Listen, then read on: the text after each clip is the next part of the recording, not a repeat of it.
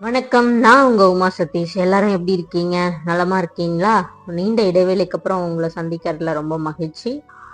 இன்னைக்கு வரிகளுக்கான தலைப்பு ஆட்டோகிராஃப்.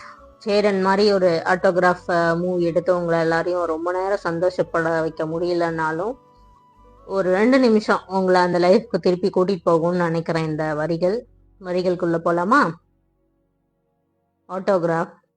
சிலரது வாழ்வில் அது தொடக்கத்தின் அடையாளம், சிலரது வாழ்வில் அது முடிவின் அடையாளம். நம் பள்ளி பருவத்தில் இறுதி நாட்களில் நாம் ஒவ்வொருவரும் கள்ளிச்செடியில் இடும் கையொப்பம், நண்பர்களுக்கு கொடுக்கும் புத்தகங்களில் கொடுத்ததின் நினைவூட்டலாய் நம் கையொப்பம், கல்லூரிகளில் பள்ளிகளில் நம் கடைசி வகுப்பு நாட்களில் நாம் ஒவ்வொரு நட்பிடமும் ஆசிரியரிடமும் வாங்க பெற்ற ஆட்டோகிராஃப். ஒவ்வொரு பக்கத்திலும் பதியப்பட்ட நினைவுகள். என்னை மறக்காதே என்று எழுதி கொடுத்த ஒருவரை மறந்ததையும் அந்த பக்கத்தை படிக்கும்போது உதிரும் புன்சிரிப்பும்.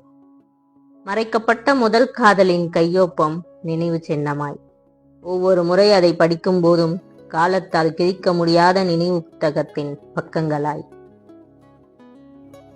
அவ்வப்போது அலமாரியை திறக்கும் போதெல்லாம் அந்த ஆட்டோகிராஃப் புத்தகத்தை திருப்பி பார்த்து கண்ணீர் புன்னகை என்று இரண்டையும் ஒரு சேர அனுபவிக்கும் அற்புத நொடிகள்.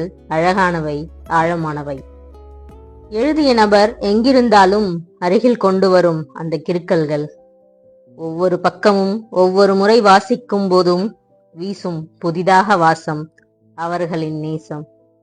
கடந்து போன இளமையை மீட்டெடுக்கும் அந்த பக்கங்கள் முதுமையிலும். விருப்பமானவர்கள் தன் கையொப்பம் இட்டு கொடுத்த ரூபாய் நோட்டு அவ்வப்போது செலவு செய்வோம் ஆனந்தமாய் நினைவுகளில். தன் ரசிகர்களுக்கு விளையாட்டு வீரர்கள், தொண்டருக்கு தலைவர்கள், விசிறிகளுக்கு நடிகர்கள், இப்படி பலர் கையெழுத்து போட்டு கொடுத்த பனியன்கள் பொக்கிஷங்களாய். கையெழுத்து மட்டுமல்ல, காலம் விட்டு சென்ற இதயத்தின் கைரேகைதான் ஆட்டோகிராஃப். மறந்து போன நொடிகளின் நினைவு சின்னங்களாய் ஆட்டோகிராஃப் என்றென்றும். நான் உங்க உமா சதீஷ். என்னங்க, உங்களுக்கு இந்த கடைசி நாள்ல நீங்க எல்லாரும் சைன் போட்டு காலேஜில் வச்சிருக்கிற அந்த ஷர்ட்டு, அதுக்கப்புறம் அந்த ஆட்டோகிராஃப் நோட்டு, இதெல்லாம் திருப்பி போய் தேடி பார்ப்பீங்கன்னு நினைக்கிறேன். நன்றி, வணக்கம்.